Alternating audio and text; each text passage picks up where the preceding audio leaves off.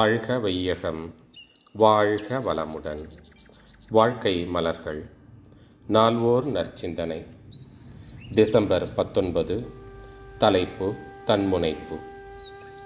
உயிர்கள் அனைத்திலும் மேன்மையானவன் மனிதன். மனிதன் உடற்கருவிகளின் சிறப்பு வியத்தகு முறையில் அமைந்துள்ளது. ஐம்புலன்களால் உணர முடியாத இயற்கை இரகசியங்களை என்னால் உணரத்தக்க பேராற்றல் ஆறாவது அறிவாக மனிதனிடம் மிளிர்கின்றது. ஆறாவது அறிவு முழுமை பெற்று தன்னை அறியும் வரையில் மனிதன் புலன்கவர்ச்சி மயக்கத்தில் தன்னை மறந்து நிற்கிறான். உடலமைப்பு, வலிவு, செயல்திறன், கல்வி, அறிவு நுட்பம், புகழ் இவை மாந்தருக்கு வேறுபட்ட தரங்களில் அமைந்திருக்கின்றன. அறிவின் மயக்க நிலையில் தனக்கு மூலமும் முடிவுமான ஒரு பேரியக்க நிலையையும் அதன் ஆற்றலையும் மறந்திருப்பதால் அவன் அடைந்துள்ள எந்த உயர்வும் அவனுக்கு ஒரு செருக்கான மனநிலையில் அமைகின்றது. இந்த அறிவின் மயக்கச் செருக்குத்தான் தன்முனைப்பு ஆகும். இது ஒரு திரை போன்று அறிவின் ஒளியை மறைத்து நிற்கின்றது. அவன் இயற்கை காட்சிகளை கண்டு மகிழ்கிறான். ஆனால் கண்கள் அவனால் செய்து கொள்ளப்பட்டவை அல்ல. நறுமணங்களை முகர்ந்து மகிழ்கிறான்.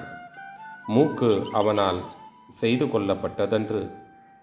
இதுபோன்றே அவன் காது, நாக்கு, தொடு உணர் கருவி மற்ற உறுப்புக்கள் எல்லாவற்றையும் கொண்டு இயக்கி உலகப் பொருட்களை துய்த்து மகிழ்கிறான். இவற்றில் எதுவும் இவனால் ஆக்கப்பட்டது அன்று. இவனுக்கு உள்ளும் புறமும் தொடக்கமாகவும் முடிவாகவும் ஒரு பேராற்றல் இவையெல்லாம் தோன்றின, இயங்கிக் கொண்டும் இருக்கின்றன.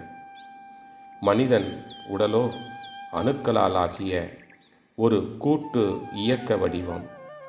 உயிரும் நுண்ணியக்க ஆற்றலே. இவ்விரண்டும் எல்லாம் வல்ல பரம்பொருளின் மலர்ச்சிகளே.